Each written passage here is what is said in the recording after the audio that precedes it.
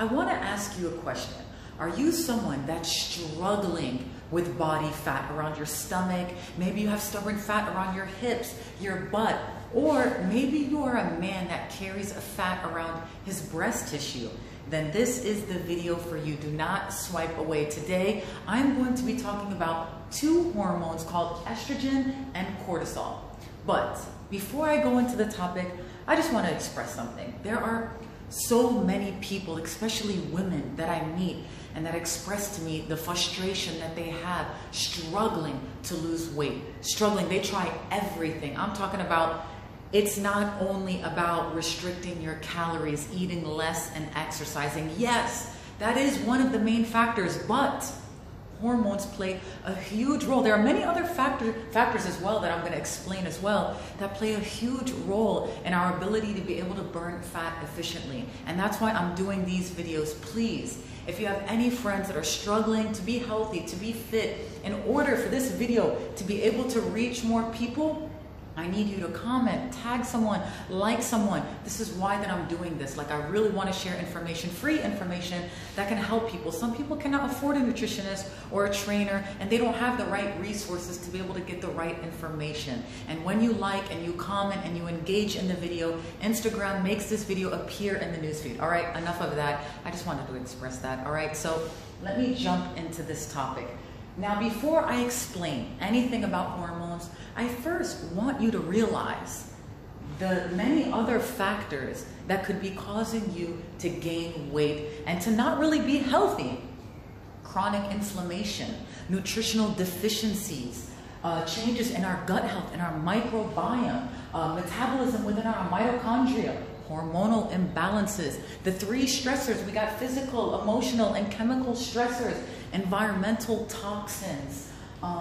So we have to look at everything as a system. We can't take one area of our body or look at one symptom and try to treat it. We need to look at everything as a whole. That's why I want to break down many different topics so that when you take a little bit information from each and one of them, you can then see, you know what, I think I know what it is. And now I know what I can do today, and I know how to eat so that I can balance everything out in a natural way without having to take medication. You know, it's all in our food. Our food gives our cells information for our body to know what to do. You know what I mean? So really just try to look at your health from a different perspective, because I see a lot of people, they're eating less, they're like eating just lettuce and, you know, really limiting their nutrition because they feel like if they eat less, they're going to lose weight, when actually that can be so counterproductive, because then we're not getting the nutrition that we need in order for our body to function properly.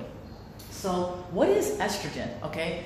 Estrogen is an anabolic hormone. Now, it's a group of hormones, actually. We have 3 different types of estrogen, and it's very important for our sexual and our reproductive growth, our development.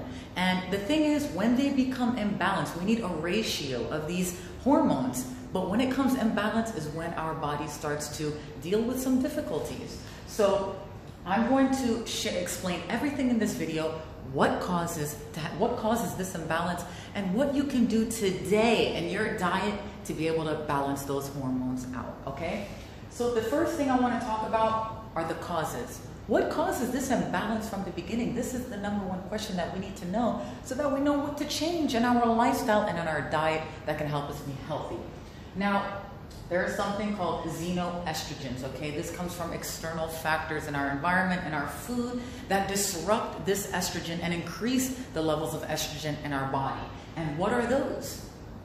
It's crazy because it's in our everyday routine. Plastic bottles, your plastic knives and forks, the Tupperware that you use in your kitchen. So this is one of the most important things.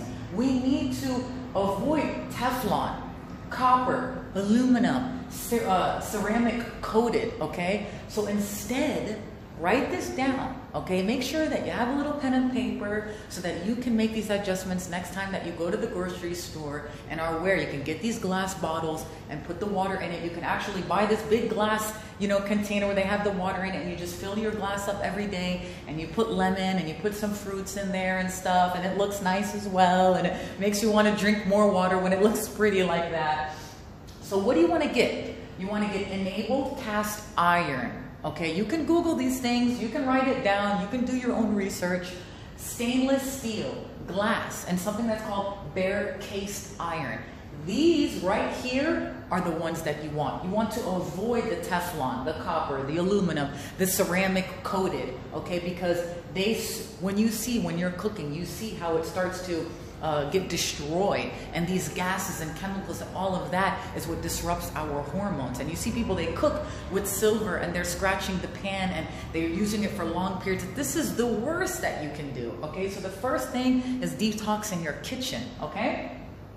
The next thing I want to talk about is non-organic foods. I know a lot of people, they're like, listen, I'm struggling on a budget. Organic food is expensive. It's really not that expensive. And it's your health. It's your health. It's better to invest a little bit in your health now than down the line dealing with many complications with your health, going to the doctor and taking medication, right? So organic foods, why? Why do we need those organic foods? Because the other non-organic foods have pesticides and herbicides, will disrupt those estrogens and cause the estrogen to increase. By 50%, actually, it increases the xenoestrogens by 50%. That's how much of an impact it has on our health. See, it's not just about organic and trying to be fancy and go to the organic store. This is why people eat organic food. The meats that we eat. A lot of the meats nowadays, you see the population is just increasing. They need, the way they commercialize the meats now, they have to inject them with hormones, with antibiotics so that they can reproduce faster and grow faster. And that's why dairy and the milk and the meats nowadays is not as healthy as it was before. And people don't think about that. They're like, yeah, before we used to eat meat, why is it a big deal now? That's why. Because the way they're raising these animals is not the way they did before. They're feeding animals with corn and grains that are the worst for our body, that are genetically modified, that are worse for us. So yes, corn is one of them. Soy you want to completely avoid. Even products that are processed with soy isoflavin, this thing completely. The more processed it is, the more damaging it is to our gut, and what increases also the estrogen, okay?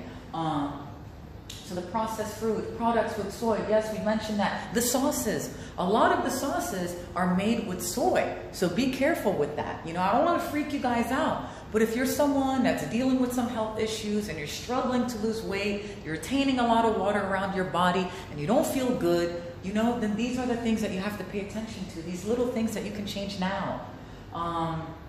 Anything artificial sweeteners, anything, all these preservatives and artificials, you see all of these products, high protein, low fat, this, that. No.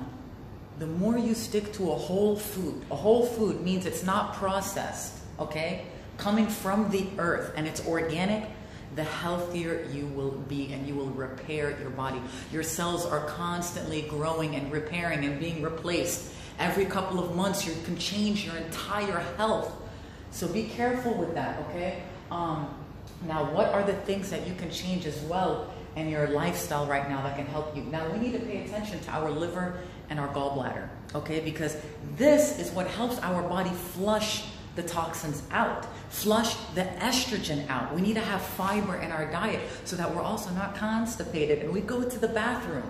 When we have that fiber, it's what's going to help release some of those estrogens as well from our bowel. We need that bowel movement, okay? And what type of foods should you have in your diet right now? You need to have foods that are what's called high in indoles and flavonoids. You can Google it. There'll be a list of foods so then you know what kind of diet that you can create. But just to give you an idea right now, cruciferous vegetables like kale, you need broccoli, cabbage, Brussels sprouts, cauliflower, collard greens, sea kelp, onions, garlic. These are amazing, okay? The fiber, okay, Detox Kitchen, organic foods. Oh yeah, make sure that the meat that you get is called grass-fed. We don't want the meat that they're feeding with the corn and the hormones and the grains and all of that. Grass-fed organic, okay? Now I want to talk about cortisol. Let me just flip this.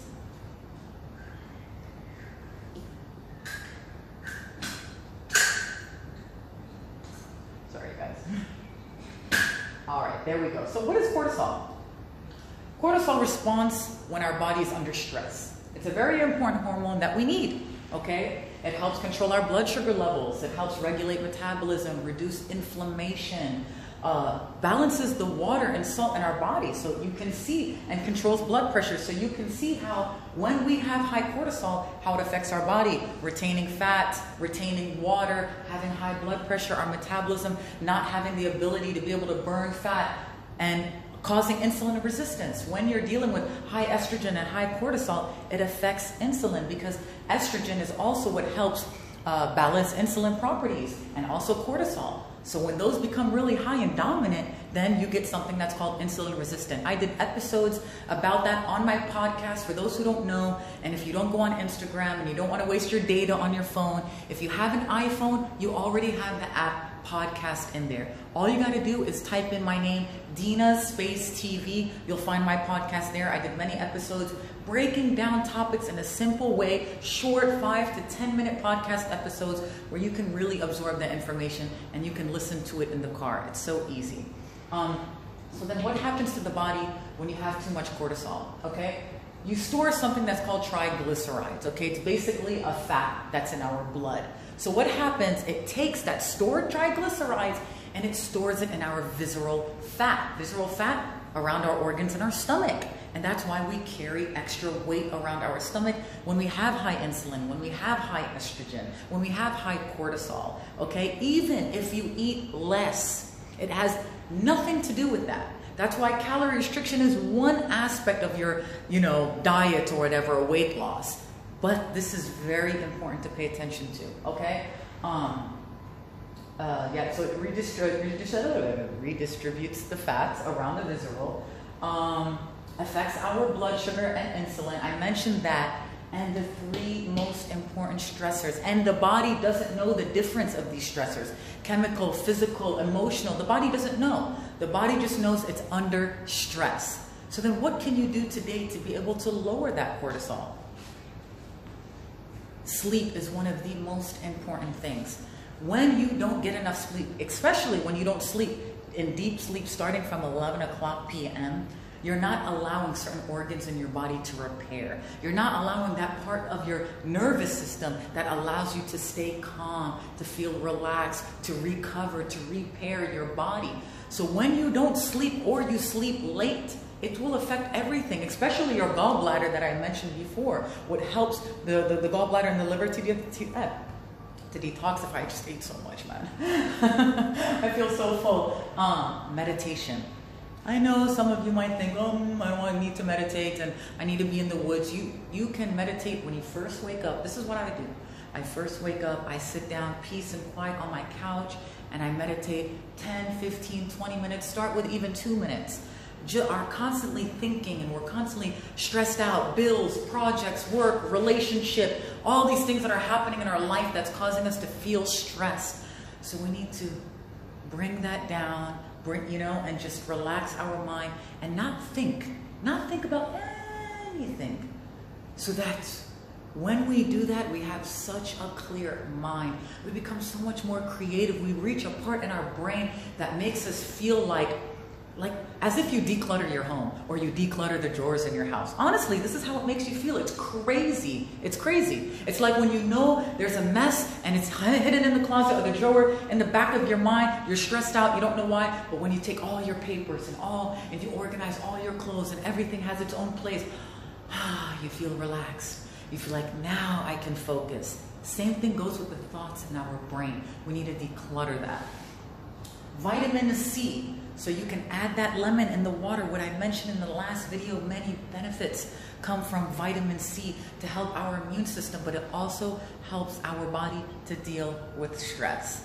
I hope that video was very helpful. I hope I simplified it and it wasn't too much. Please send me a message, leave a comment below. If there's anything that you want to ask, don't feel shy or ask me anything. I'm doing this for you. All right, you guys, have a beautiful day. Stay healthy, be strong, stay happy. And please focus on your health and look at it from a different way. All right? Bye, you guys. I'll see you in the next video.